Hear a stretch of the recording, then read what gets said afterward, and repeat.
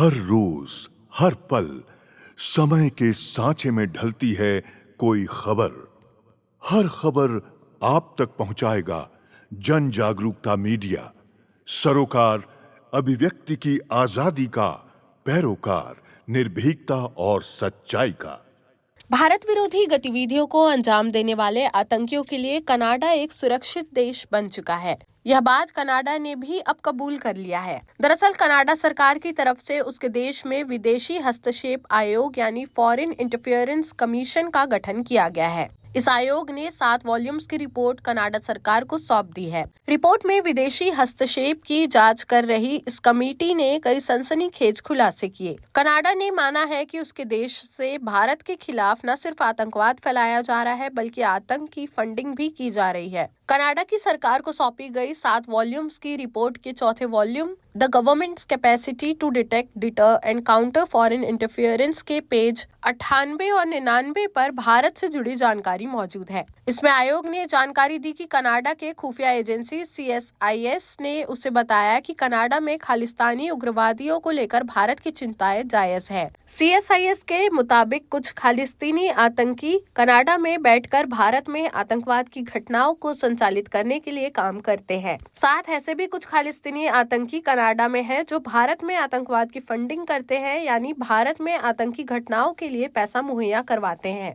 Canada के विदेशी हस्तक्षेप आयोग ने 16 महीने तक जांच के बाद अपनी अंतिम रिपोर्ट सरकार को सौंप दी है।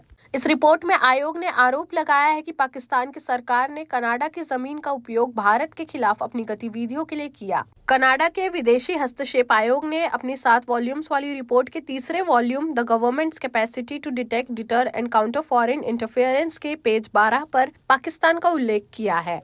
रिपोर्ट में कहा गया है कि पाकिस्तान कनाडा की जमीन का इस्तेमाल भारत के प्रभाव को कम करने के लिए कर रहा है। आयोग ने बताया कि भारत और पाकिस्तान के बीच तनावपूर्ण रिश्तों के कारण पाकिस्तान अपनी स्थिति मजबूत करने और कनाडा में मौजूद भारत विरोधी तत्वों का सहारा लेता है। इसके अलावा रिपोर्ट में यह भी दावा किया गया है कि पाकिस्तान अपने उद्देश्यों को पूरा करने के लिए कनाडा के सरकारी विभागों का इस्तेमाल भी करता है। वहीं अपनी रिपोर्ट में कनाडा के विदेशी हस्तक्षेप आयोग ने CSIS की तरफ से दी गई जानकारी के आधार पर दावा किया कि कनाडा में मौजूद ज्यादातर खालिस्तानी समर्थक शांतिपूर्ण तरीके से काम करते हैं। भारत और कनाडा के बीच विवाद का एक बड़ा विषय दोनों देशों का शांतिपूर्वक खालिस्तान की मांग करने वाले समर्थकों के देखने का नजरिया है। दोनों देशों की इसको लेकर अलग अलग परिभाषाएं हैं, जिसकी वजह से भारत और कनाडा के बीच तनाव और बढ़ा है। हालांकि फॉरेन इंटरफेरेंस कमीशन की एक रिपोर्ट में यह भी दावा किया गया है कि भारत की ओर से कनाडा के चुनावों में हस्तक्षेप किया गया। कनाडा के इस दावे पर विदेश मंत्रालय की ओर से कड़ी प्रतिक्रिया सामने आई है।